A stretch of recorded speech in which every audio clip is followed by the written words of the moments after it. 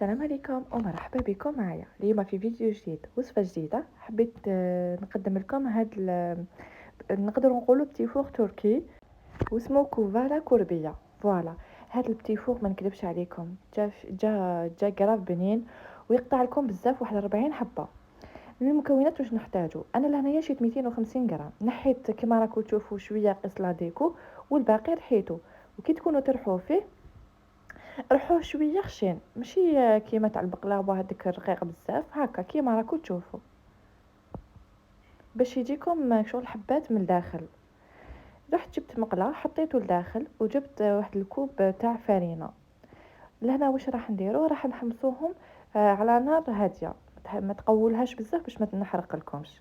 راح نحمصوا الفرينه واللوز تاعنا. فوالا،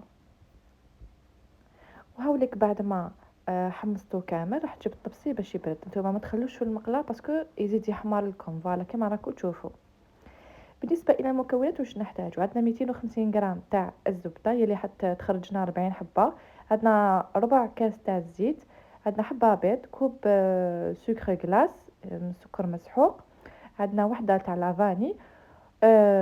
تقدروا ديروا تاع اكياس، تقدروا ديروا كيما انايا قيس، تدو قيس مغرفه صغيره تاع لافاني.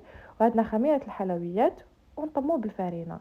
انا لهنا بعد ما درت سكر غلاس والزبده رشيت عليهم رشه تاع الملح، وجبت الفوي وبديت نخلط. يعني لهنا ما راحش تحقوا كامل الباتور، غير بالفوي وانتوما فارينها. وهاد الحلوه يعني توجد في 5 دقائق، ماشي 5 دقائق، ما نكذبوش على بعضنا، ماشي 5 دقائق، مي تقدروا تقولوا هكاك في المعنى.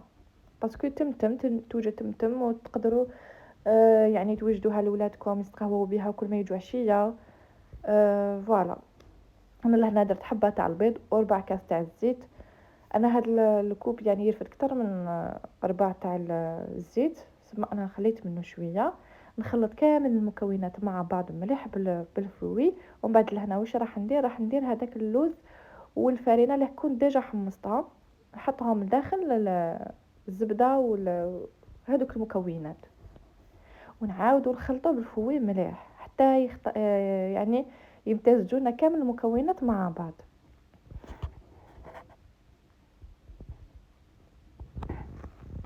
انا لهنا مانيش حابه نجرب باش نعطيكم كامل التفاصيل باش يخرج لكم يعني سوا وناجح.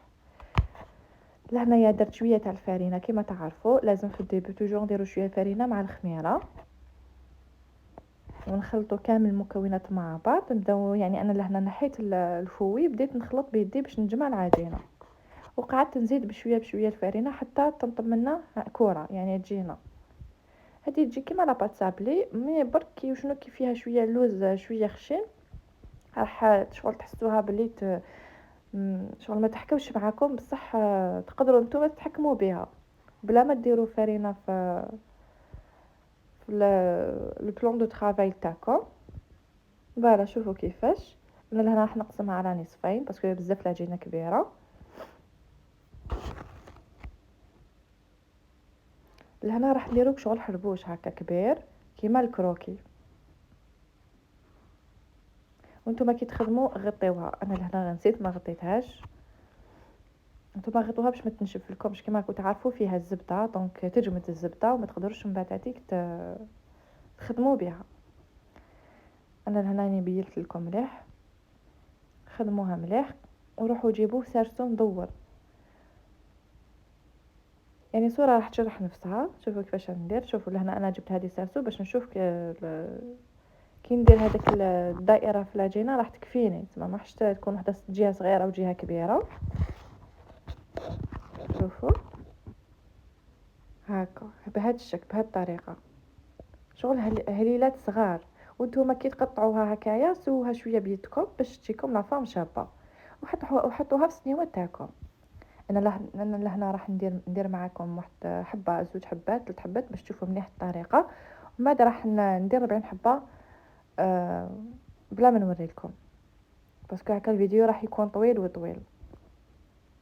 فوالا، سقموها مليح بيدكم وحطوها في السنيوه تاعكم. يعني صوره راح تشرح نفسها بلا ما نقعد نهدر.